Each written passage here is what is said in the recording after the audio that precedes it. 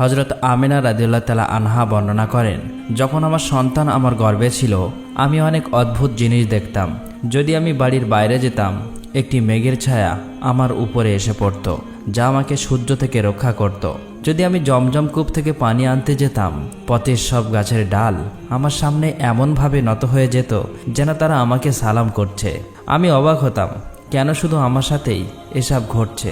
আর যখনই আমি জমজম কূপের কাছে পৌঁছাতাম কূপের নিচের পানি সক্রিয়ভাবে উপরে উঠে আসতো এবং কূপের মুখ পর্যন্ত পৌঁছে যেত, যাতে আমি সহজেই পানি সংগ্রহ করতে পারি। মক্কা নারীরা আমাকে জমজম কূপের কাছে দাঁড়িয়ে থাকতে বলতো এবং বলে উঠত, হে আমিনা, তুমি একটু দাঁড়িয়ে থাকো, না হলে তোমার চলে যাবার সাথে সাথেই পানি আবার নিচে নেমে যাবে আর আমাদের পানি সংগ্রহে অসুবিধা হবে। হযরত আমিনা রাদিয়াল্লাহু তাআলা আনহা আরও বলেন, আমি নারীদের কাছে শুনতাম যে যখন কারো গর্ভে সন্তান থাকে তখন মায়েদের বিভিন্ন কষ্টের সম্মুখীন হতে হয়। কখনো হাত পায়ে ব্যথা, কখনো মাথা ব্যথা, কখনো বমি, কখনো জ্বর এবং কখনো মন মেজাজ খিটখিটে হয়ে ওঠে। এইসব শুনে আমি অবাক হতাম, কারণ এই 9 মাসে আমার তেমন কোনো কষ্ট অনুভূতি হয়নি, এমনকি আমার মাথা ব্যথা পর্যন্ত হয়নি।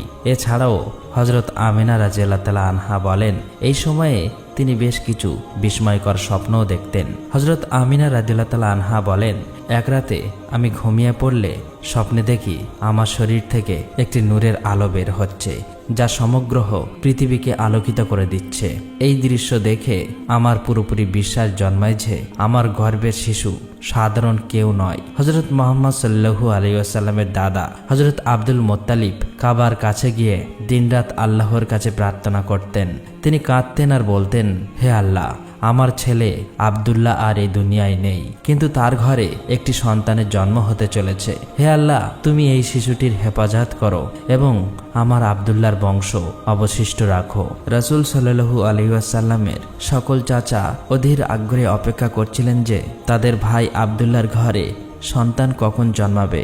ইহুদিদের ধর্মগ্রন্থে লেখা ছিল যে যখন শেষ নবী আগমন হবে তখন তার জন্মের 10 দিন আগে আকাশে একটি লাল রঙের তারা উদিত হয়ে জ্বলবে।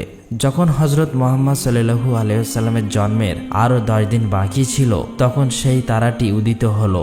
এটা দেখে ইহুদিদের মধ্যে উদ্বেগ ছড়িয়ে পড়ল এবং তাদের আলেমরা সবাইকে একত্রিত করে বলল, আকাশে লাল তারা উদিত হয়েছে, যার অর্থ হচ্ছে শেষ নবীর আগমন আসন্ন। মদিনায় গিয়ে খোঁজ নাও সেখানে কোনো ঘরে সন্তান জন্মের জন্য আর মাত্র 10 দিন বাকি আছে কিনা। ইহুদিরা মদিনায় গিয়ে অনুসন্ধান করলো এবং দেখলো অনেক নারীর গর্ভে সন্তান আছে, কিন্তু কারো প্রসবের সময় এখনো আসেনি। কেউ 2 মাস পর সন্তান জন্ম দেবেন, আবার কারো 3 মাস বাকি আছে। তারা ফিরে এসে তাদের আলেমদেরকে জানালো যে মদিনায় এমন কোনো বাচ্চা জন্ম নিচ্ছে না। তখন আলেমরা বলল, এবার মক্কায় গিয়ে দেখো। সব ইহুদি মক্কায় গিয়ে অনুসন্ধান করলো এবং জানতে পারল যে সেখানে 5টি পরিবারের সন্তান জন্ম নিতে চলেছে।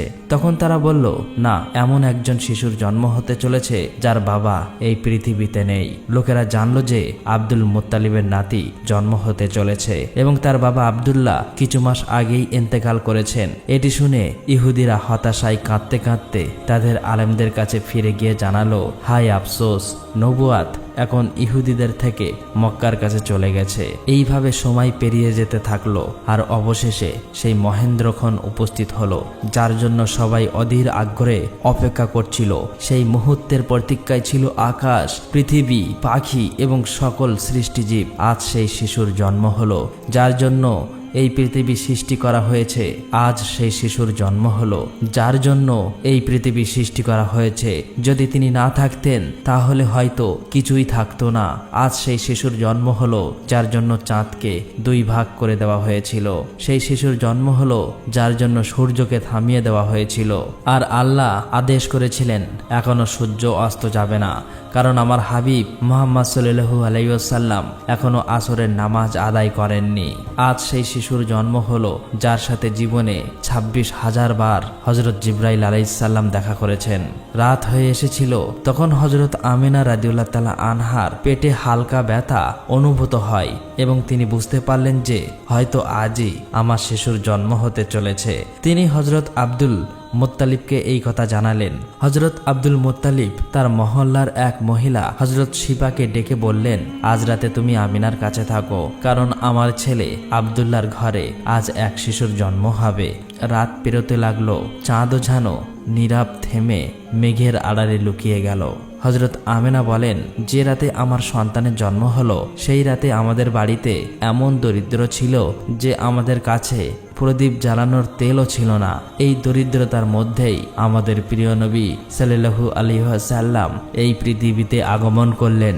সেই রাতে হযরত আব্দুল মুত্তালিব ও তার ছেলেরা বাড়ির বাইরে বসেছিলেন, যেন তাদের ভাই আব্দুল্লাহর স্ত্রীর সঙ্গে কোনো কিছু ঘটে গেলে তারা তৎক্ষণিক চিকিৎসার ব্যবস্থা করতে পারেন। পুরো রাত কেউই ঘুমাননি। রাত কেটে যাচ্ছিল, চারপাশ ছিল আঁধারময়। ভোরের সময়ে হযরত আমিনার পেটে আবার হালকা ব্যথা অনুভূত হলো। তিনি বুঝতে পারলেন জন্মের সময় ঘনিয়ে এসেছে। তিনি শিফাকে ডেকে বললেন, আমার ব্যথা হচ্ছে। 1 ঘন্টা অপেক্ষা করার পর ভোরের আলো ফোটার কিছুক্ষণ আগেই আমাদের প্রিয় নবী সাল্লাল্লাহু আলাইহি ওয়াসাল্লাম পৃথিবীতে আগমন করলেন। রাসূল সাল্লাল্লাহু আলাইহি ওয়াসাল্লামের জন্মের পর 3টি অদ্ভুত ঘটনা ঘটেছিল, যা দেখে হযরত শিফাও বিস্মিত হয়ে গেলেন। প্রথমত, সাধারণ শিশুর নাড়ি তার মায়ের সাথে সংযুক্ত থাকে, কিন্তু আমাদের প্রিয় নবী সাল্লাল্লাহু আলাইহি ওয়াসাল্লামের নাড়ি তার মায়ের সাথে কোনোভাবেই যুক্ত ছিল না। দ্বিতীয় বিষয়টি হলো, সাধারণ শিশু জন্মালে তার সঙ্গে অনেক ময়লা আসে, কিন্তু আমাদের প্রিয় নবী সাল্লাল্লাহু আলাইহি ওয়াসাল্লাম জন্মের সময় তার সঙ্গে এক ফোঁটাও ময়লা আসেনি। তৃতীয়ত বিষয়টি হলো, সাধারণ ছেলে শিশুর জন্মের পর তার খাতনা করা হয়, কিন্তু আমাদের প্রিয় নবী সাল্লাল্লাহু আলাইহি ওয়াসাল্লামের জন্মের সময় মায়ের পেটেই তার খাতনা সম্পূর্ণ হয়ে যায়। পৃথিবীতে তার খাতনা করতে হয়নি। এই 3টি বিষয় দেখে হযরত শিফা আতঙ্কিত হয়ে পড়লেন এবং হযরত আমিনা রাদিয়াল্লাহু তাআলা আনহার কাছে বললেন, আমি আমার জীবনে এমন শিশুর জন্ম দেখিনি। হযরত শিফা তখন নবী করিম সাল্লাল্লাহু আলাইহি ওয়াসাল্লামকে কোলে নিয়ে মাটিতে শোয়ালেন। তখন তিনি হঠাৎ নিজের অবস্থান পরিবর্তন করে সিজদায় চলে গেলেন। এটি দেখে হযরত আমিনা রাদিয়াল্লাহু তাআলা আনহা বিস্মিত হয়ে গেলেন। নবী করিম সাল্লাল্লাহু আলাইহি ওয়াসাল্লাম পুরো 15 মিনিট সিজদায় ছিলেন এবং তারপর মাথা তুলে আকাশের দিকে আঙুল তুলে ইঙ্গিত করলেন, যেন সবাইকে জানিয়ে দিলেন যে এই সৃষ্টির অধিপতি কেবল একমাত্র আল্লাহই। হযরত আমিনা রাদিয়াল্লাহু তাআলা আনহা বলেন, আমি আমার শিশুকে কোলে নিয়েছিলাম, তখন দেখি যে আকাশের তারা যেন পৃথিবীর কাছে চলে আসছে। এরপর হঠাৎ করে এক টুকরো মেঘ আমার কক্ষে প্রবেশ করলো এবং আমার কোলে থাকা শিশুটিকে সেই মেঘের মধ্যে নিয়ে গেল। মেঘের ভিতর থেকে একটি আওয়াজ আসলো, হে ইব্রাহিম, এই শিশুকে সারা দুনিয়ায় প্রদক্ষিণ করাও, সব নবীর গুণাবলী দাও, ইউসুফের সৌন্দর্য দাও, আউবের ধৈর্য দাও, ইব্রাহিমের বন্ধুত্ব দাও এবং দাউদের মিষ্টি ভাষা দাও। আমিনা রাদিয়াল্লাহু তাআলা আনহা বলেন, সেই মেঘ কিছু সময় পর সেই মেঘ অদৃশ্য হয়ে গেল এবং দেখি যে আমার শিশু আমার কোলে শুয়ে রয়েছে। সকাল হয়ে এসেছিল। হযরত শিফা বাইরে গিয়ে নবী করিম সাল্লাল্লাহু আলাইহি সাল্লামের দাদা হযরত আব্দুল মুত্তালিবকে সুখবর দিলেন, হে আব্দুল মুত্তালিব, তোমার নাতি জন্মগ্রহণ করেছে। এই কথা শুনে রাত জাগা আব্দুল মুত্তালিবের সমস্ত ক্লান্তি যেন মুহূর্তেই চলে গেল। তিনি আনন্দে কেঁদে ফেললেন এবং বললেন, আমাকে তাড়াতাড়ি আমার নাতিকে এনে দাও। হযরত শিফা নবী করিম সাল্লাল্লাহু আলাইহি ওয়াসাল্লামকে নিয়ে আসলেন, আর তাকানোর সঙ্গে সঙ্গে সবার মুগ্ধতা চরমে পৌঁছালো। এমন অসাধারণ সৌন্দর্য নিয়ে আমেনার ঘরে শিশুর জন্ম হলো। নবীর সব চাচারাও আনন্দে উচ্ছ্বাসিত হলেন। এমনকি আবু লাহাবের কৃতদাসী সুয়াইবা তখন আবু লাহাবকে এসে জানালো, হে আবু লাহাব, তোমার ভাতিজার জন্ম হয়েছে। তখন আনন্দে আবু লাহাব বললেন, আমি তোমাকে এই আনন্দে মুক্ত করে দিলাম। হযরত আব্দুল মুত্তালিব ছিলেন বয়স্ক একজন ব্যক্তি, কিন্তু তার এই নাতির জন্ম তাকে অনাবিল আনন্দে ভরিয়ে দিল। তিনি এতটাই আনন্দিত ছিলেন যে নাতিকে কোলে নিয়ে কাবার দিকে ছুটতে লাগলেন। সমস্ত মক্কাবাসীও খুশিতে স্লোগান দিতে দিতে হযরত আব্দুল মুত্তালিবের পিছনে চলতে লাগলেন। কাবায় পৌঁছে আব্দুল মুত্তালিব আল্লাহর কাছে দোয়া করলেন, হে আল্লাহ, আমার নাতিকে সুরক্ষিত রাখো এবং তাকে জীবনের মহান মানুষ করো। সম্ভবত আব্দুল মুত্তালিব জানতেন না যে তার নাতি সেই মহান ব্যক্তিত্ব যার জন্য এই পৃথিবী সৃষ্টি হয়েছে। তার নাতি এত মহান যে মেরাজের সময় আল্লাহ তাকে পৃথিবী থেকে উঠে নিয়ে গিয়েছিলেন এবং বেহেশতে তার সামনে বসিয়ে তার সঙ্গে কথা বলেছিলেন। তার সেই নাতি সেই মহান ব্যক্তি যার চোখে পানি দেখে আকাশে তোলপাড় হয়ে যেত। হযরত আব্দুল মুত্তালিব কাবা ধরে তার নাতির জন্য দোয়া করলেন এবং এরপর তার নাম রাখলেন মুহাম্মদ, যার অর্থ সে ব্যক্তি অধিক প্রশংসিত হবে। এই নাম শুনে মক্কার লোকেরা হাসতে লাগলো এবং বলল, হে আব্দুল মোত্তালিব, তুমি কি অদ্ভুত নাম রেখেছ তোমার নাতির? আমরা তো এমন নাম কখনোই শুনিনি। আব্দুল মোত্তালিব উত্তর দিলেন, হে মক্কাবাসী, তোমরা কি জানো না যে একদিন আমার এই শিশুর এমন সম্মান হবে যে লোকেরা তার পিছনে চলবে? একদিন নবী করিম সাল্লাল্লাহু আলাইহি ওয়াসাল্লাম মদিনায় সাহাবীদের সাথে বসেছিলেন। তখন তার চাচা হযরত আব্বাস বললেন, আল্লাহর রাসূল, আমি ছোটবেলাতে বুঝেছিলাম যে আপনি বড় হয়ে মহান ব্যক্তিত্ব হবেন। নবীজি সাল্লাল্লাহু আলাইহি ওয়াসাল্লাম জিজ্ঞেস করলেন, হে চাচা যান, আপনি কিভাবে জানলেন? তখন হযরত আব্বাস বললেন, আল্লাহর রাসূল, যখন আপনি 2 মাসের ছিলেন, একদিন আমি আপনাকে একা বিছানায় শুয়ে কাঁদতে দেখেছিলাম। আমি আপনাকে শান্ত করার চেষ্টা করলাম, কিন্তু আপনি আমার দিকে না তাকিয়ে আকাশের দিকে চেয়ে হাসতে লাগলেন। আমি অবাক হলাম এবং আকাশের দিকে তাকাতেই দেখলাম চাঁদ আপনার আঙুলের ইশারায় চলতে শুরু করলো। আপনি আঙুল যেদিকে নাড়াচ্ছিলেন চাঁদও সেদিকে যাচ্ছিল। এই দৃশ্য দেখে আমি বুঝলাম যে আপনি সাধারণ মানুষ নন। নবীজি সাল্লাল্লাহু আলাইহি ওয়াসাল্লাম বললেন, হ্যাঁ চাচা যান, ছোটবেলায় চাঁদ আমাকে গল্প বলতো, আমার সঙ্গে খেলতো এবং আমাকে কাঁদতে দিত না। সুবহানাল্লাহ। এমনই ছিলেন আমাদের প্রিয় নবী, যিনি এতটাই দরিদ্র ছিলেন যে তার মা তার জন্য একটি খেলনা পর্যন্ত কিনতে পারতেন না। আল্লাহ তখন চাঁদকে তার জন্য খেলনা বানিয়ে দিয়েছিলেন এবং বলেছিলেন, হে চাঁদ, আমার প্রিয়জনকে আনন্দ দাও এবং তাকে কাঁদতে দিও না। যেদিন নবীজি সাল্লাল্লাহু আলাইহি ওয়াসাল্লাম জন্মগ্রহণ করেছিলেন, সেদিন পৃথিবীতে যত জিন এবং শয়তান ছিল তারা মাটিতে লুটিয়ে পড়েছিল। বাদশাহের দরবারে 1000 বছরের পুরনো একটি আগুন জ্বলছিল, যা সেদিন নিভে গিয়েছিল। আজ নবী করিম সাল্লাল্লাহু আলাইহি সাল্লামের জন্মের সময় যে আগুনের পুজো করা হতো সেটি হঠাৎই নিভে গেল। তখন বাদশাহ তার মহলে নিজের আকৃতির মতো 14টি বাতি জ্বালিয়ে রেখেছিলেন, কিন্তু নবীজি সাল্লাল্লাহু আলাইহি সাল্লামের জন্মের মুহূর্তে সব বাতি নিভে মাটিতে পড়ে গেল।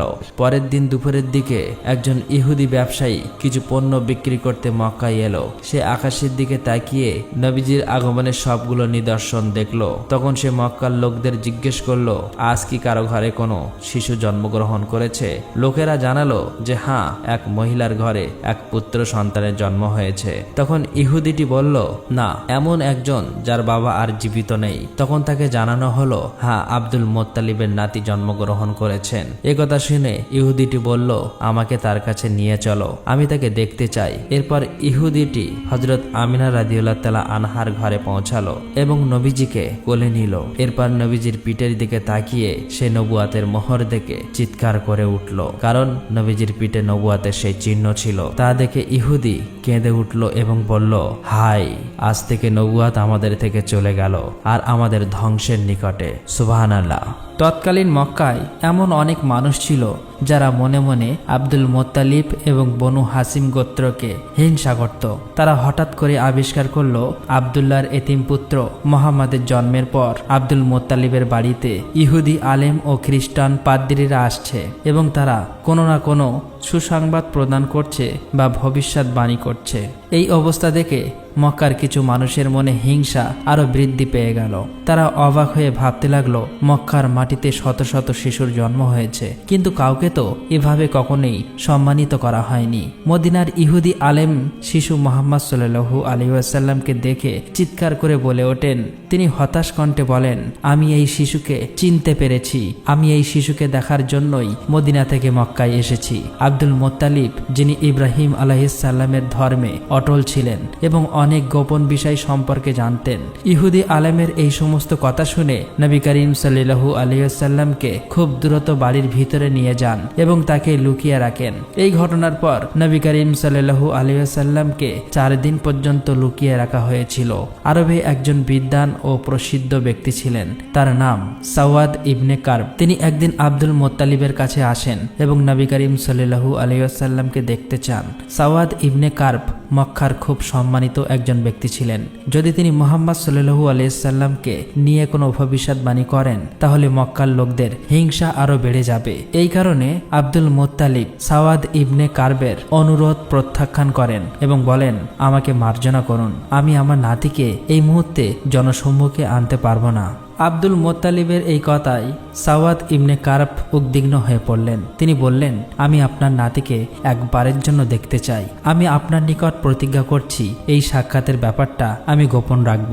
সাওয়াদ ইবনে কারবের এই কাথর অনুরোধে আব্দুল মোত্তালিব বললেন, আপনি যেহেতু প্রতিজ্ঞা করেছেন তাই আমি আপনার মনের ইচ্ছা পূরণ করব। এরপর আব্দুল মোত্তালিব তাকে নিয়ে আমেনার ঘরে প্রবেশ করলেন। সাওয়াদ ইবনে কারব মুগ্ধ দৃষ্টিতে কিছুক্ষণ নবী করিম সাল্লাল্লাহু আলাইহি ওয়াসাল্লামকে দেখলেন। এরপর তিনি মুহাম্মদ সাল্লাল্লাহু আলাইহি ওয়াসাল্লামের পায়ে চুম্বন করলেন। এরপর তিনি আব্দুল মোত্তালিবকে বললেন, আপনি সাক্ষী রইলেন আমি এই শিশুটির উপর এখনই ঈমান এনেছি। এই শিশু যখন নবুয়ত প্রাপ্ত হবে তখন পর্যন্ত আমি বেঁচে থাকব কিনা আমি জানি না, কিন্তু আপনি আমার ঈমানের সাক্ষী রইলেন। আমি জানি এই শিশুই হবে মহান আল্লাহ তাআলার শেষ রাসূল। এই ঘটনাটি নবী করিম সাল্লাল্লাহু আলাইহি ওয়াসাল্লামের জীবনের অন্যতম গুরুত্বপূর্ণ একটি ঘটনা। নবী করিম সাল্লাল্লাহু আলাইহি ওয়াসাল্লামের জন্মের 7ম দিনে আব্দুল মোত্তালিব রাসূল সাল্লাল্লাহু আলাইহি ওয়াসাল্লামের আকিকা করলেন এবং মক্কার সকলকে আকিকার দাওয়াতে আমন্ত্রণ করলেন। সেই সময় কেউ একজন আব্দুল মোত্তালিবের কাছে মোহাম্মদ নামের অর্থ জানতে চাইলে আব্দুল মোত্তালিব বললেন, মোহাম্মদ শব্দের অর্থ প্রশংসিত। মক্কার লোকেরা অবাক হয়ে বলল, এমন নাম আমরা আগে কখনোই শুনিনি। অন্যদিকে শত্রুদের একটি দল ক্রমাগতভাবে নবী করিম সাল্লাল্লাহু আলাইহি ওয়াসাল্লামের সন্ধান করছিল।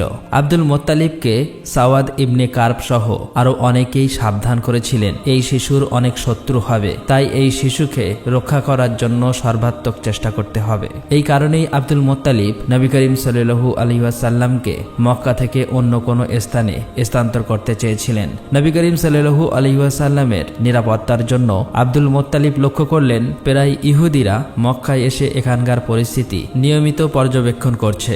এই বিষয়টি লক্ষ্য করে আব্দুল মোত্তালিব যথেষ্ট উদ্বিগ্ন হয়ে পড়লেন। অন্যদিকে ইহুদিরা বহু আগে থেকেই নবী করিম সাল্লাল্লাহু আলাইহি ওয়াসাল্লামের জন্ম রোধ করার চেষ্টা করে আসছিল। তারা প্রায়শই নবী করিম সাল্লাল্লাহু আলাইহি ওয়াসাল্লামের পূর্বপুরুষ যেমন আব্দে মুনাফ, হাসিম, আব্দুল মোত্তালিব এবং নবী করিম সাল্লাল্লাহু আলাইহি ওয়াসাল্লামের পিতা আব্দুল্লাহর উপর চোরাগুপ্ত হামলার চেষ্টা করত। নবী করিম সাল্লাল্লাহু আলাইহি ওয়াসাল্লামের পিতা আব্দুল্লাহ যখন যৌবনে পদার্পণ করেন তখন তিনি ইহুদিদের সমস্ত ষড়যন্ত্রের কেন্দ্রবিন্দু হয়ে উঠলেন। ইহুদিদের টার্গেট ছিল যে কোনো ভাবেই হোক আব্দুল্লাহকে এই দুনিয়া থেকে বিদায় করতে হবে, কারণ ইহুদিরা ভেবেছিল যদি নবী করিম সাল্লাল্লাহু আলাইহি ওয়াসাল্লামের পিতা আব্দুল্লাহকে কোনোভাবেই হত্যা করা যায় তাহলে নবী করিম সাল্লাল্লাহু আলাইহি ওয়াসাল্লামের জন্ম রোধ করা যাবে। তারা নবী করিম সাল্লাল্লাহু আলাইহি ওয়াসাল্লামের পিতা আব্দুল্লাহকে চিনতে সক্ষম হয়েছিল। তারা বুঝতে পেরেছিল আব্দুল্লাহ বিন আব্দুল মোত্তালিবের ঔরাসে মহান আল্লাহ তাআলার শেষ নবীর জন্ম হবে। তারা ভেবেছিল যদি আব্দুল্লাহর বিবাহের পূর্বেই তাকে যে কোনোভাবে হত্যা করা যায় তবে মহান আল্লাহ তাআলার রাসূলের আগমন এই পৃথিবীতে আর হবে না। সেই উদ্দেশ্যেই তারা চোরাগুপ্ত হামলা চালায় এবং সেই হামলা ব্যর্থ হয়ে যায়। এই ঘটনার কিছুদিন পরেই আব্দুল্লাহর সঙ্গে আমিনার বিয়ে সম্পূর্ণ হয়। আব্দুল্লাহ এবং আমিনার বিয়ের ফলে ইহুদিরা আরো বেশি উদ্বিগ্ন হয়ে পড়ে, কারণ তাদের একমাত্র লক্ষ্য ছিল নবী করিম সাল্লাল্লাহু আলাইহি ওয়াসাল্লামের জন্ম যে কোনো উপায়ে আটকে দেওয়া। আব্দুল্লাহর বিয়ের কিছুদিনের মধ্যেই তার একটি সুযোগ পেয়ে যায়। আব্দুল্লাহ বিন আব্দুল মোত্তালিব কোন একটি কাজের ওসিলায় মদিনায় গমন করেন।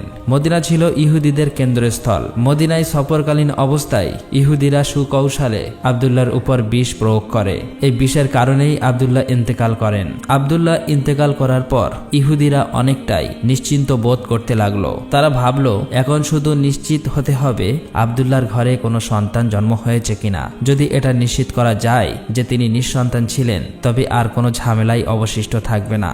আর যদি জানা যায় তার ঘরে সন্তানের জন্ম হয়েছে তবে অবশ্যই সেই সন্তানকেও হত্যা করতে হবে। ইহুদিদের একটি দল গঠন করা হয় যারা বিশেষভাবে মদিনা থেকে মক্কায় আগমন করে।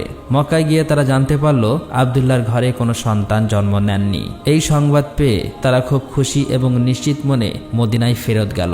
মদিনা থেকে শাম পর্যন্ত যেখানে যত ইহুদি বসবাস করত সবার কাছে এই সুসংবাদ পৌঁছে দেওয়া হলো। সবাইকে বলা হলো আমাদের উপর যে বিপদের আশঙ্কা ছিল তা দূর হয়ে গেছে। মদিনা থেকে শাম পর্যন্ত এই আনন্দ উদযাপন করা হলো এবং ইহুদিরা খুবই নিশ্চিন্ত বোধ করলো। তবে ইহুদিরা এখানেই একটি বড় ভুল করেছিল। তারা এইটুকু নিশ্চিত হয়েছিল যে আব্দুল্লাহর ঘরে কোনো সন্তানের জন্ম হয়নি, কিন্তু তারা এই বিষয়টি লক্ষ্য করেনি যে আব্দুল্লাহর স্ত্রী আমিনার গর্ভ গর্ভবতী, আব্দুল্লাহর স্ত্রী আমিনা গর্ভবতী ছিলেন। আব্দুল্লাহর স্ত্রী আমিনা যে গর্ভবতী হতে পারেন এই বিষয়টি তাদের নজরেই আসেনি। তারা নিশ্চিত হয়ে ঘরে ফিরে গেল। কিন্তু 570 খ্রিস্টাব্দে 12ই রবিউল আউয়াল দিনটিতে অদ্ভুত সব ঘটনা ঘটতে শুরু করলো। সাধারণ মানুষ এই ব্যাপারে অজ্ঞ থাকলেও ইহুদি পণ্ডিতরা ভয়ানক উদ্বিগ্ন হয়ে পড়লেন। কারণ শেষ নবীর জন্মের সময় যেসব লক্ষণের কথা তৌরাত কিতাবে লিখিত আছে সেই সমস্ত লক্ষণগুলো প্রকাশ পেতে শুরু করলো। ইহুদি পণ্ডিতরা অবাক হয়ে ভাবতে লাগলো, এটা কিভাবে সম্ভব হলো, শেষ নবীর জন্ম কিভাবে হলো। কারণ তারা পূর্ণ বিশ্বাসের সঙ্গে নবী করিম সাল্লাল্লাহু আলাইহি ওয়াসাল্লামের পিতা আব্দুল্লাহকে হত্যা করার পূর্বে তারা বেশ কয়েকবার তাকে পরীক্ষা করেছিল। তারা নিশ্চিত হতে চেয়েছিল এই আব্দুল্লাহর ঘরেই শেষ নবীর আগমন হবে কিনা। প্রতিটি পরীক্ষার ফলাফল এতটাই বলছিল যে এই আব্দুল্লাহর ঘরেই শেষ নবীর আগমন ঘটবে। সেই আব্দুল্লাহ তো ইন্তেকাল করেছেন, তবে এটা কেমন করে হলো, এটাই ইহুদি পণ্ডিতরা বুঝতে পারছিলেন না। তারা অবাক হয়ে আলোচনা করছিলেন, আব্দুল্লাহর ঘরে তো সেই শিশুর জন্ম হয়নি। এখন যদি অন্য কারো ঘরে এই শিশুর জন্ম হয়ে থাকে তবে এটা আরো ভয়ঙ্কর ব্যাপার হবে, কারণ এটা তৌরাত গ্রন্থের বিপরীত হয়ে যাবে। এমনই তারা খুব দ্রুত একটি দল গঠন করলো। এই দল মক্কায় গিয়ে প্রকৃত ঘটনা সম্পর্কে খোঁজ খবর নিতে লাগলো। কিন্তু মহান আল্লাহ তাআলা হচ্ছেন সর্বোত্তম পরিকল্পনাকারী। এই দলটি যখন মক্কায় পৌঁছালো তখন নবী করিম সাল্লাল্লাহু আলাইহি ওয়াসাল্লামকে ইতিমধ্যেই হালিমা সাদিয়ার বাড়িতে স্থানান্তর করা হয়েছিল। এইভাবে ধীরে ধীরে নবী করিম সাল্লাল্লাহু আলাইহি ওয়াসাল্লামের জন্মের 2 মাস অতিক্রম হয়ে গেল। অন্যদিকে ইহুদিরা হন্যে হয়ে নবী করিম সাল্লাল্লাহু আলাইহি ওয়াসাল্লামের সন্ধান করছে, কিন্তু তওরাত কিতাবে বর্ণিত লক্ষণযুক্ত কোনো শিশুকে তারা খুঁজে পাচ্ছে না। আবার কারো নিকট সরাসরি জিজ্ঞেস করতেও পাচ্ছে না, কারণ মক্কায় এর আগেও তারা 2 বার ষড়যন্ত্র করেছে। একবারে নবী করিম সাল্লাল্লাহু আলাইহি ওয়াসাল্লামের পিতা আব্দুল্লাহর উপর হামলা চালিয়েছিল এবং এরপর নবী করিম সাল্লাল্লাহু আলাইহি ওয়াসাল্লামের মাতা আমিনা সম্পর্কে খোঁজ খবর করেছিল। ফলে এখন মক্কার মানুষ অনেকটাই সতর্ক হয়ে গেছে। বিশেষ করে বনু হাসিম গোত্রের লোকেরা ইহুদিদের উপর নজর রাখতে শুরু করেছিল। এই অবস্থায় ইহুদিরা কারো নিকট প্রশ্ন করতে পারছিল না, তারা কারো নিকট থেকে কোনো কিছুই জানতে পারছে না। সেই জন্য মক্কায় প্রায় প্রতিটি ঘরেই নজর রাখতে শুরু করলো। একটা সময়ের পর ব্যর্থ হয়ে এই দলটা মদিনায় ফেরত গেল। মদিনা থেকে আরো একটি দল পাঠানো হলো, সেই দলও ব্যর্থ হলো এবং ফেরত গেল। এই দলের পর আরো একটি দলকে পাঠানো হলো। এইভাবে ধারাবাহিক অনুসন্ধান করার পরেও রহস্যের কুলকিনারা করা যাচ্ছিল না। কিন্তু যখন নবী করিম সাল্লাল্লাহু আলাইহি ওয়াসাল্লাম 6 বছর বয়সে স্থায়ীভাবে মক্কায় ফেরত আসলেন, সেই সময় ইহুদিদের একটি দল মক্কায় অবস্থান করছিল। নবী করিম সাল্লাল্লাহু আলাইহি ওয়াসাল্লামের বয়স যখন 7 বছর হলো তখন একদিন ইহুদিদের সেই দলটি নবী করিম সাল্লাল্লাহু আলাইহি ওয়াসাল্লামের সাক্ষাৎ পেয়ে যায়। তাদের দৃষ্টি এই বালকের উপর পড়তেই তারা বিস্ময় স্তব্ধ হয়ে যায়।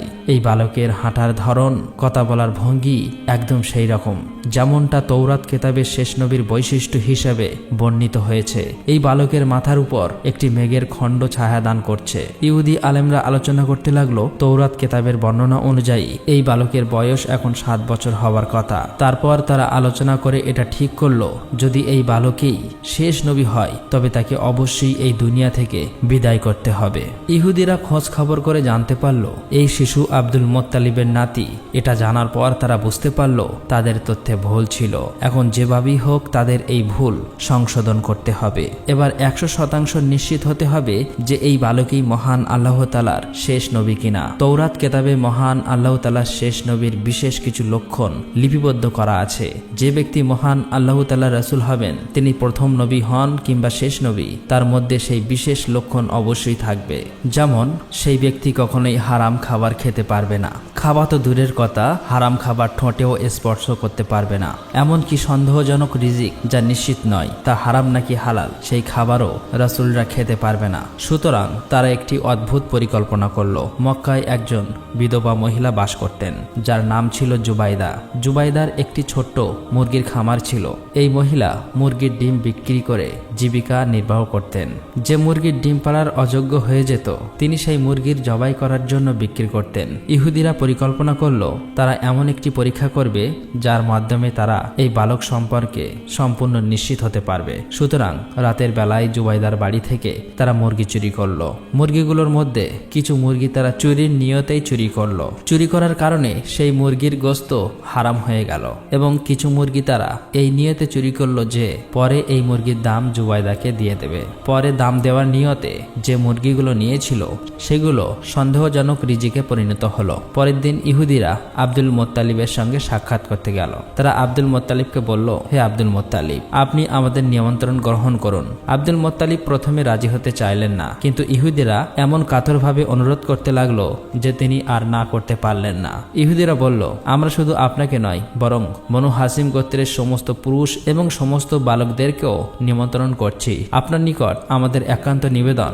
বনু হাসিম গোত্রের প্রত্যেক পুরুষ এবং বালক যেন এই নিমন্ত্রণ রক্ষা করে। আব্দুল মোত্তালিব বললেন, বনু হাসিম গোত্রের সকলেই আপনাদের এই নিমন্ত্রণ রক্ষা করবে।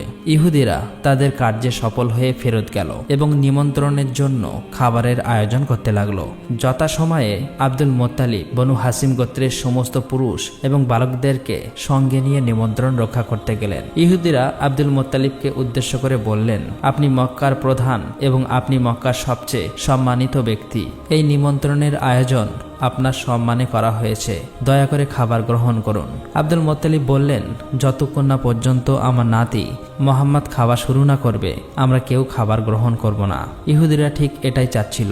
ফলে সকলের দৃষ্টি নবী করিম সাল্লাল্লাহু আলাইহি ওয়াসাল্লামের দিকে চলে গেল। তারা নবী করিম সাল্লাল্লাহু আলাইহি ওয়াসাল্লামকে বলল, হে মোহাম্মদ, আপনি খাবার গ্রহণ করুন। নবী করিম সাল্লাল্লাহু আলাইহি ওয়াসাল্লাম বললেন, এই খাবার আমাদের জন্য নয়। এই খাবার গ্রহণ করা তো দূরের কথা, এই খাবার আমার ঠোঁট স্পর্শ করবে না। ইহুদিরা বলল, তবে আমাদেরকে অনুমতি দিন, আমরা আপনাকে খাওয়ানোর চেষ্টা করব এবং দেখব কি কারণে এই খাবার আপনার ঠোঁট স্পর্শ করবে না। নবী করিম সাল্লাল্লাহু আলাইহি ওয়াসাল্লাম মুচকি হেসে বললেন, আমি অনুমতি দিলাম। এরপর ইহুদিরা রুটির সঙ্গে গোস্তের ঝোল মাখিয়ে রাসূল সাল্লাল্লাহু আলাইহি ওয়াসাল্লামের দিকে বাড়িয়ে দিল। কিন্তু অদ্ভুত ব্যাপার হলো, সেই রুটি নবী করিম সাল্লাল্লাহু আলাইহি ওয়াসাল্লামের ঠোঁটের নিকট পৌঁছানোর সঙ্গে সঙ্গেই মনে হলো কেউ জোর করে তাদের হাত থেকে রুটি কেড়ে নিয়েছে এবং সেই রুটি দস্তারখানে পড়ে গেল।